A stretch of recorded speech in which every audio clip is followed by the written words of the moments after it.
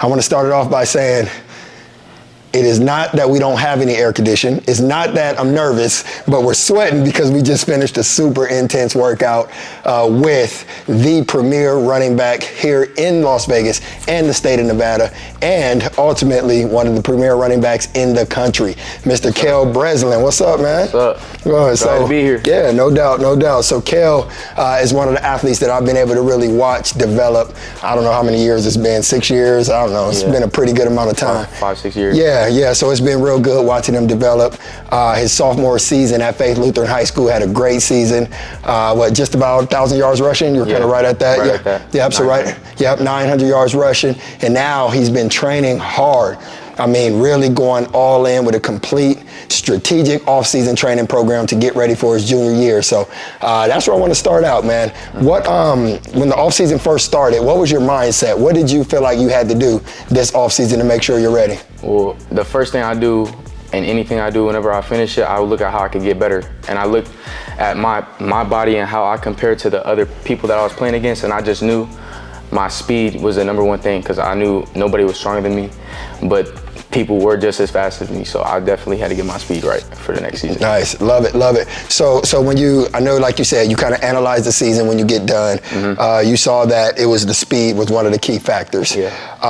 What is it that you think, or what are you looking forward to this coming season now that you've been working on that and generating more speed? You're obviously more explosive. So how do you feel like that's going to translate?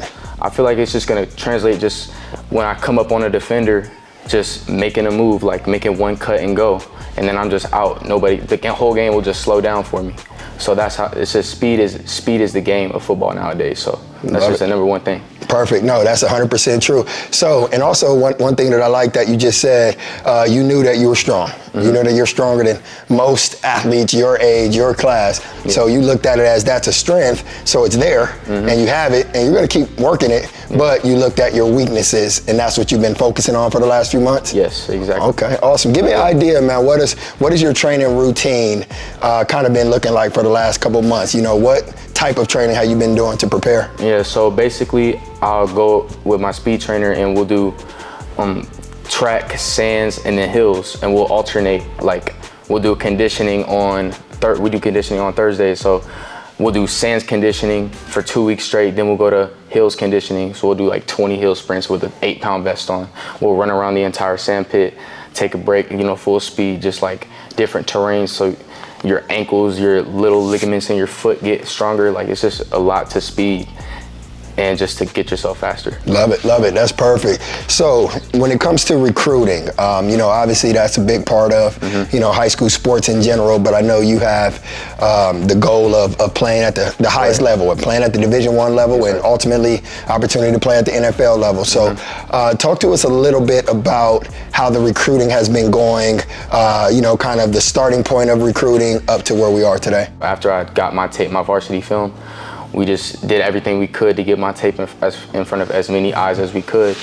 And we did that, and we got some great responses and some offers. Okay, awesome. How many offers you got right now? 4 offers. I got Campbell University, UConn, Hawaii, and FAU. Awesome, perfect. So let me ask you this, because I know obviously it's still early, man. There's going to be a lot more offers that are coming your way. Right. I know the buzz in your recruiting is going through the roof right now. So a lot of coaches are recognizing that you're that guy, and they're recognizing. So I know between now and the fall, you'll have a few more, and then by the end of next season, it's going to be mayhem. Right. It's going to be crazy. It is. So let me ask you this. When it comes to a university coach, a college coach, what do they get when they get Cale Breslin? What type of athlete, what type of person, what do they get? Anybody's gonna get when they get me. They're just gonna get someone who cares about the team and cares about their teammates. Never make someone feel excluded, just bring everybody into who I am, just so they could pick off the great things about me and I could pick off the great things about them. And we could both just come together and be a team and do that with everybody. Awesome. So, yeah. Love it. So what would your coaches say, your coaches at Faith, if I asked them, if I said, hey, coach, what type of player, far as leadership, far as training, far as practice, far as, the whole bigger picture, what would they say the type of athlete Cale Breslin is? Well, first, just someone who gives 100% and just someone who's never going to let somebody around them slack. So just keeping everything on go. So yeah, that's what they would say about me. Love it. Perfect. All right, so now let's fast forward, because you put in the work. And one thing I can say, obviously, like I said in the beginning, I've been working with Cale for about 6 years now, so I've really watched the development. One of the key things that I've seen over the 6 years is his work ethic. You know, he's a very, very determined, very focused athlete. He set his goals very high, but he was also willing to put in the work every single day to accomplish those goals. You know, a lot of times with young athletes, I've been doing this 20 years, so a lot of times that's the problem. You know, athletes say Division I and NFL and pro and all this cool stuff, but then they don't want to show up every single day and put in the work. So where does that come from? I mean, where does that, because work ethic is not, everybody doesn't have it. I mean, let's just keep it 100. Where does your work ethic come from? I feel like my work ethic just comes from just me wanting it so badly, because I have no doubt in my mind that this is what I want to do with my life. And I don't think I'll let anything stop me from doing it nobody's going to tell you to do what you got to do. So if you want to do it, it's going to happen. So that's why everybody who's in the NFL, everybody who's D1 should be there, because they put in the work and that's what they wanted to do. Love it. Love it. That's dope. So, all right, season's coming up in, I don't know what we got, June, July, August, so about 2 months. Season's coming up. So, obviously, you got some more training to do. I know you're not going to stop till it's game time. But what does that look like? What do you expect when you get on the field Friday night? I don't know the date, but whatever that date is, on that night, Friday night, when you put your helmet on and walk out on the field, what is your expectation? Just dominance, straight dominance. That's it. Like, I don't care. Like, I just want to go up. Well, first of all, team first, dominance with blocking, dominance with the team, everything. But I just want to be there for my team and help as much as I can. So. Love it, love it.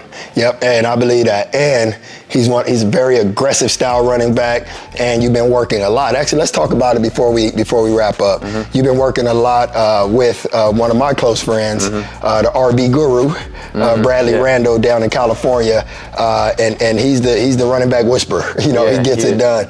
So before you started with Bradley, what were some of the things from the running back position side that you felt like you needed to work on, and how has that been working with him? Yeah, so when I first worked with Bradley, he asked me what type of runner I am, like what type of guy I am, and I told him I wasn't even prepared for the question, but I told him I was just a power back, like someone who's gonna block well, run well. You know, he just said, he watched me, after I said that, he watched me train for a little bit, and he just, like, nobody can be just a power back. Like, we 3 down backs. So after just all this time me working with Brad, he just changed my whole style of running.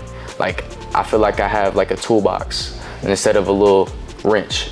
You know what I'm saying? Dope. So, yeah. Dope. Love it, love it, love it.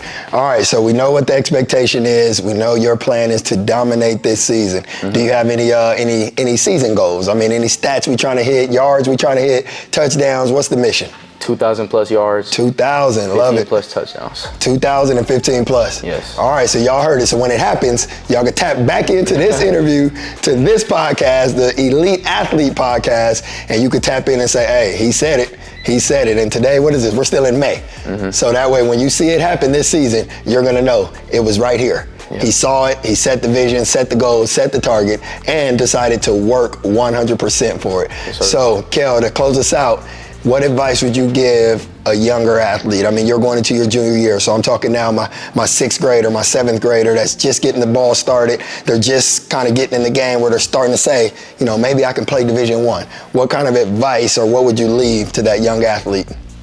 I would just leave to the young athlete, just when you put in that work, you just make sure that's what you want to do, because it don't get any easier. You better learn to work harder and harder and harder, and it's never going to stop until you're done playing.